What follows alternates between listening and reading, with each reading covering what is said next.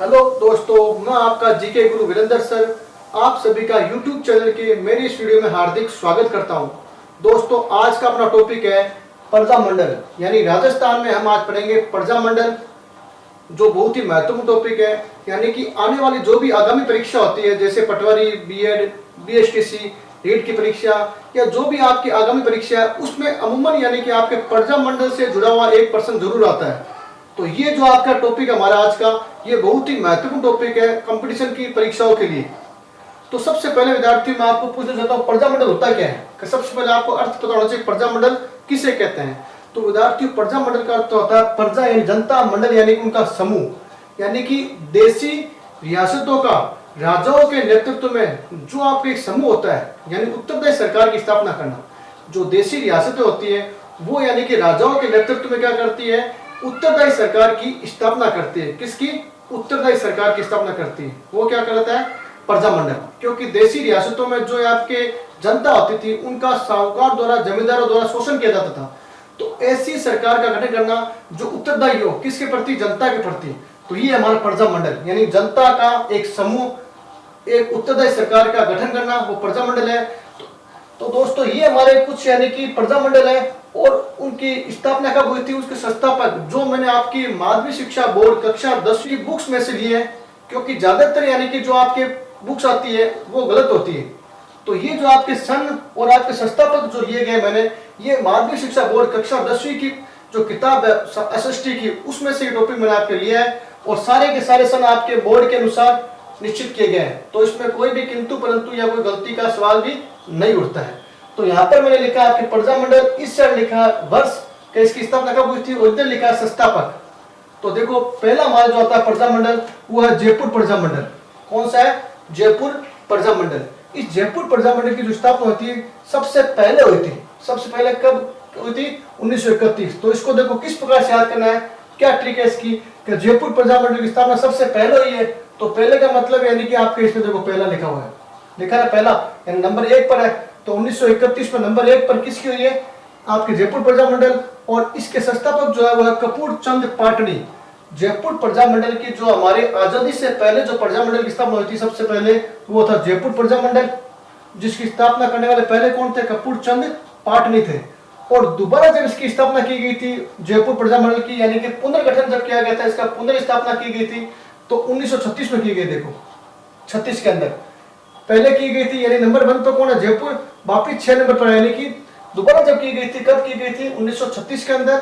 और जमनालाल बजाज के संस्थापक थे इसके। तो पहले जब जयपुर प्रजामंडल की स्थापना हुई थी 1931 में की गई थी, और संस्थापक थे कपूर चंद पाटनी।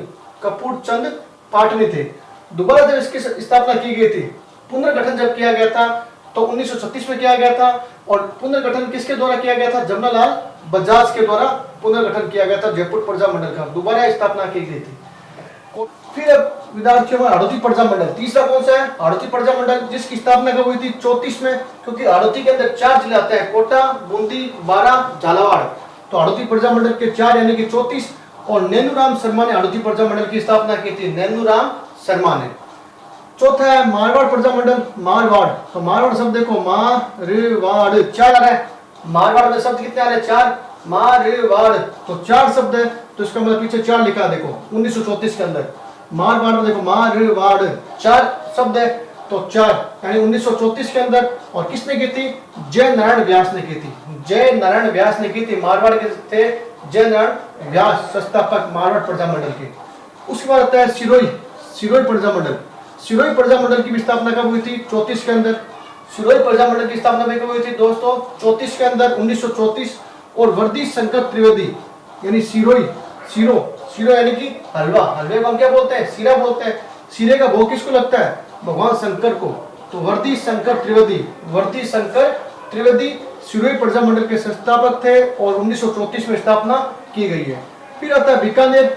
बीकानेर प्रजामंडल की स्थापना कब हुई थी? तो बीकानेर प्रजामंडल की स्थापना हुई थी 1936 के अंदर। 6 लिखा है, 1936 में की थी। और वेद मगाराम ने की थी। वेद मगाराम, दोस्तों आप पता है बीकानेर के अंदर एक कॉलोनी है, वेद मगाराम कॉलोनी। तो वेद मगाराम कॉलोनी से हो गया वेद मगाराम बीकानेर। बीकानेर की संस्थापक कौन है? वेद मगाराम। वेद मगाराम नाम से कॉलोनी है बीकानेर के अंदर। तो वेद मगाराम ने की थी बीकानेर प्रजामंडल की स्थापना 1936 1936 के अंदर। फिर आता है मेवाड़ प्रजामंडल।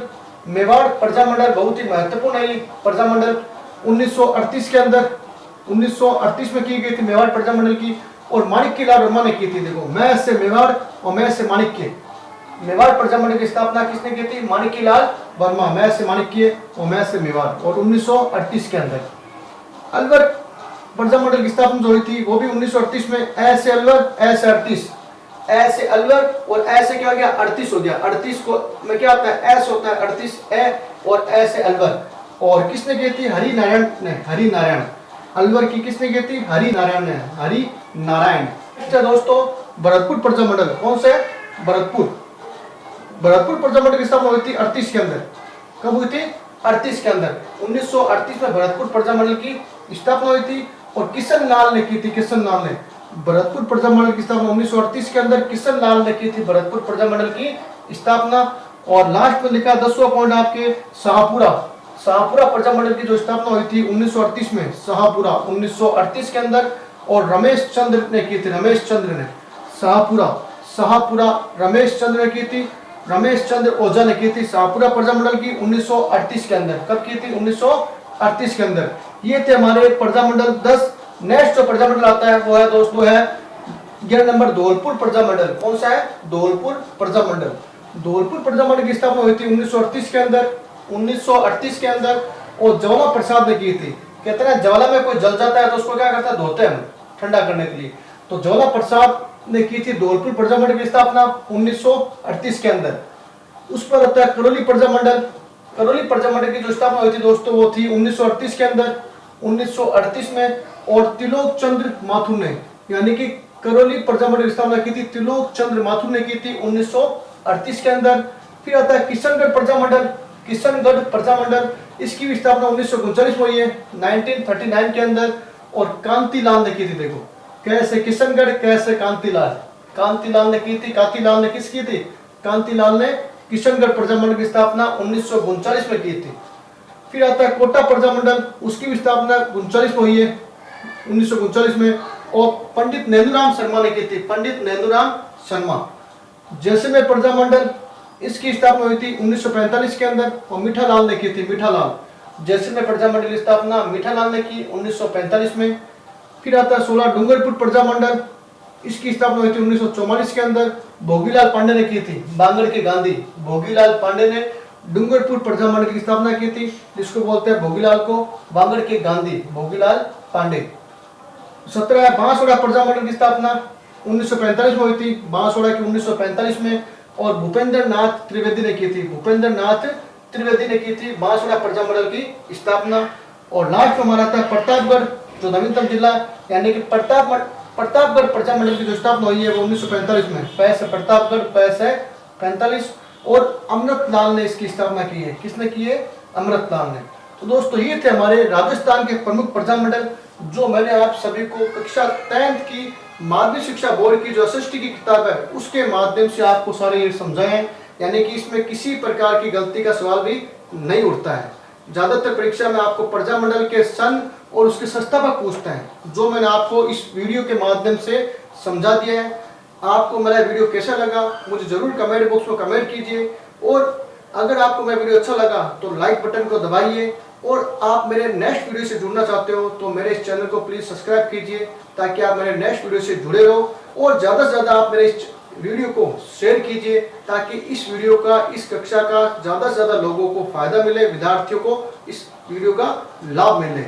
आगे की वीडियो में हम नेक्स्ट टॉपिक लेंगे। तब तक के लिए जय हिंद, जय भारत और वंदे मातरम।